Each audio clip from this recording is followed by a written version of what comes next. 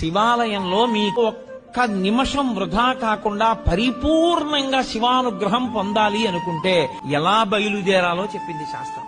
త్రిపుండ్రములను ధరించి బొట్టు పెట్టుకుని పంచ కట్టుకుని ఉత్తరీయాన్ని తీసి నడుముకి బిగించుకుని మీద ఉత్తరీయం వేసుకోకుండా శివాలయం బయటే చెప్పులు విడిచిపెట్టి కాళ్లు కడుక్కుని కుడికాలు ముందు పెట్టి లోపలికి వెళ్లి మొట్టమొదట రాజగోపురాన్ని చూసి తర్వాత శివాలయ గోపురాన్ని చూసి అప్పుడు మీరు శివాలయం దగ్గరికి వెళ్లి నంది దగ్గర మాత్రమే మీరు ప్రదక్షిణాన్ని ప్రారంభం చేయవలసి ఉంటుంది.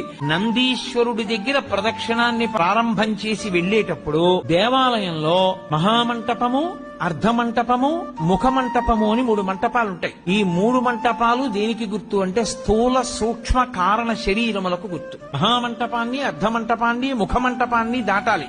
ఒక్క మారు చేస్తే చాలు, 3 మార్లు చేస్తే విశేషం.